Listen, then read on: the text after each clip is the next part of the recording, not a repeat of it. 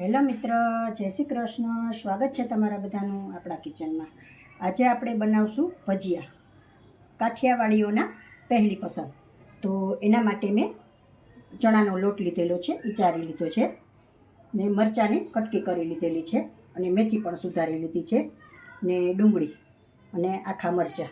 તો એટલા આપણે ભજીયા બનાવશું. તો હવે આપણે પહેલાં ચટણીની તૈયારી કરી લઈશું. ચટણી બનાવવા માટે આપણે ભજીયાનો ઉપયોગ કરશું. તો આપણે પહેલાં લોટ બાંધી લઈશું ભજીયાનો.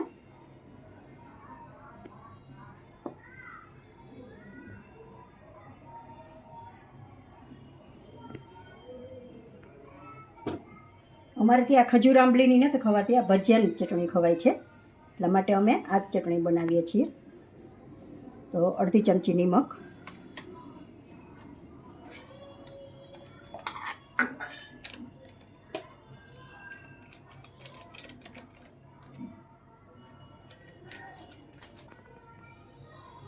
ચમચીનો ચોથો ભાગ સાજીના ફૂલ,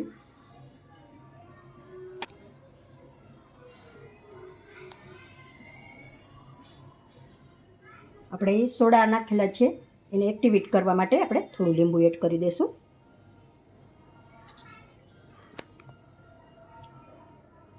હવે આપણે થોડું થોડું પાણી એડ કરતા જઈશું અને લોટ બાંધી લઈશું.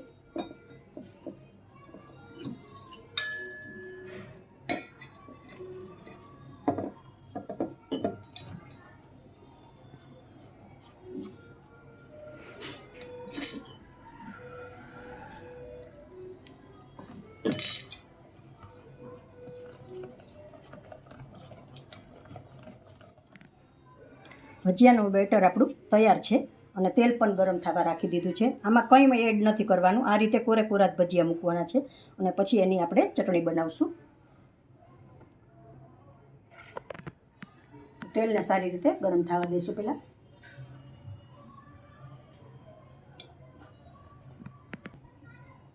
તેલ આપણું ગરમ થઈ ગયું છે, તો હવે આપણે ભજીયા મૂકી દઈશું.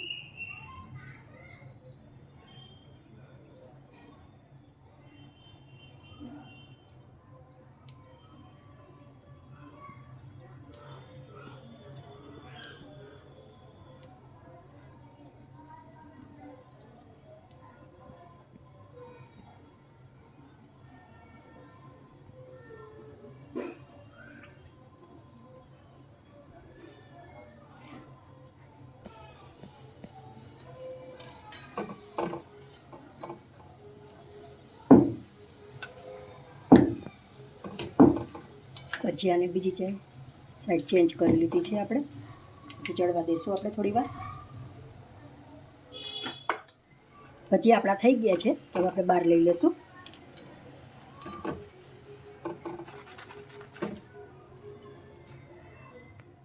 ભજીયા હવે આપણે ખાંડની દસ્તામાં ખાંડી લઈશું.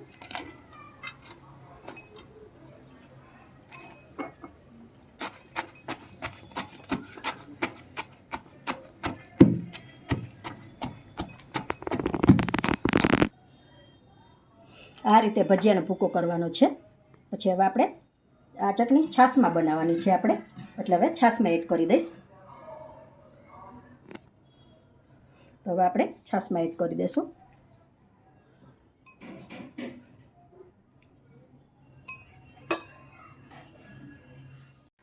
આપણે છાશમાં બધા એડ કરી દીધા છે ભજીયા. હવે આપણે એમાં મસાલા કરી લઈશું. તો આમાં આદુ, મરચાં અને લસણ ત્રણેયની પેસ્ટ બનાવેલી છે, એ એડ કરી દઈશું આપણે.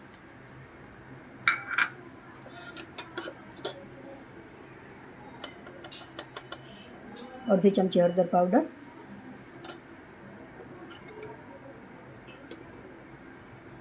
એક ચમચી મરચું પાવડર,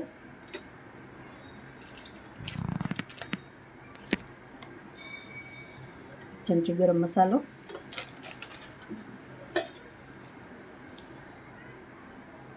ખાટો મીઠો ટેસ્ટ દેવા માટે એક ચમચી ખાંડ,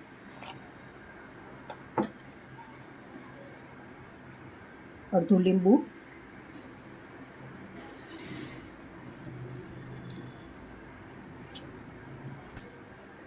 આપણે સારી રીતે મિક્સ કરી લઈશું.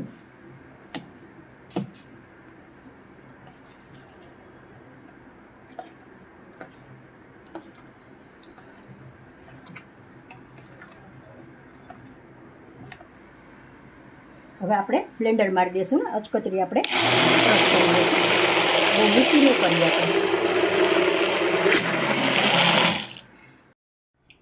ચટણી આપણી તૈયાર છે. જો આટલી થિકનેસ રાખવાની છે ચટણીની. હવે આપણે ભજીયાનો લોટ બાંધી લેશું.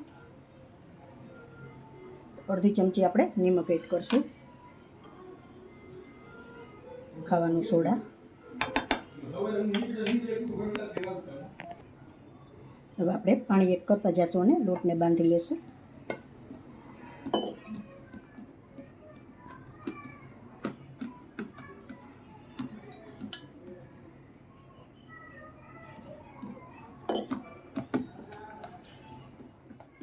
તૈયાર છે આપણું ભજીયાનું બેટર. આ રીતે આમ ભજીયું પડવું જોઈએ.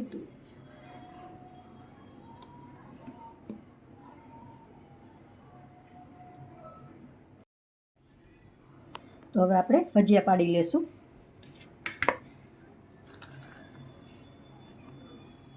મરચાંની કટકી એડ કરી દઈશું આપણે.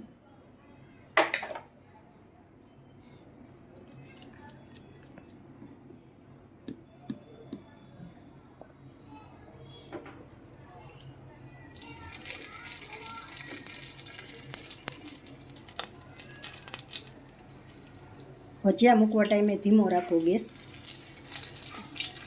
નકર ઉપરથી ચડી જાય ને અંદર કાચું રહે ભજીયું આપણું.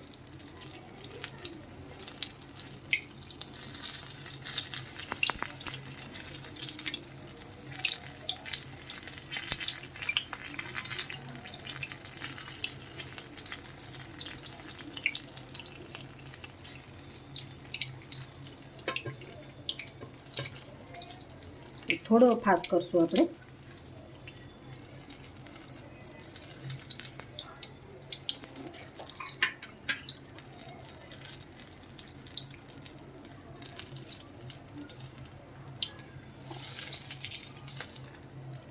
પછી ધીમે ગેસે જ બનાવવું એટલે અંદરથી કાચું ન રહે.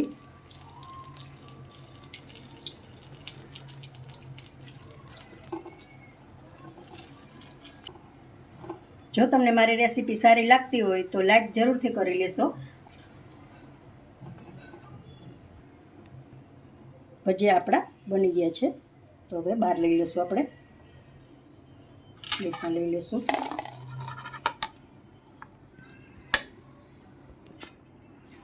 હવે આપણે મેથીના એડ કરી દઈશું.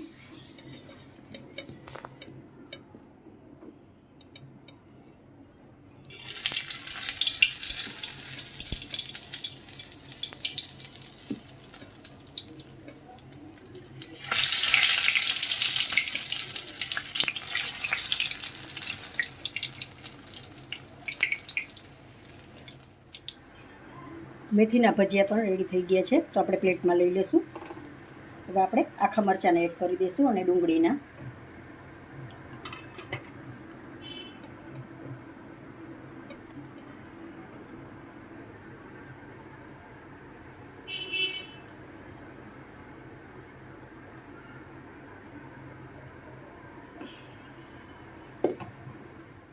ડુંગળી આપણે આ રીતે સ્લાઈસ કરેલી છે. તો આપણે એના ભજીયા બનાવી લઈશું. હવે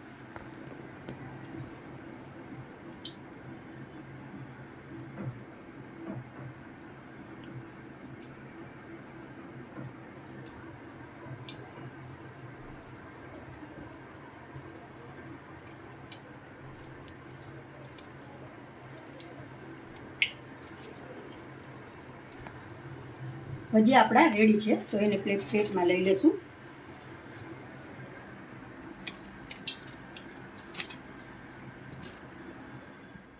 તો જો મિત્રો ભજીયા આપણા તૈયાર છે. જો ક્રિસ્પી અને જાળીદાર સરસ થયા છે. તો એકદમ અંદરથી જારી પડી છે. તો જો મિત્રો તમને મારી રેસીપી પસંદ આવતી હોય તો લાઈક કરશો, કોમેન્ટ કરશો, તમારા મિત્રોમાં શેર કરશો અને કયા કયા સિટીમાંથી જોવો છો એ મને કોમેન્ટ કરીને કહેશો.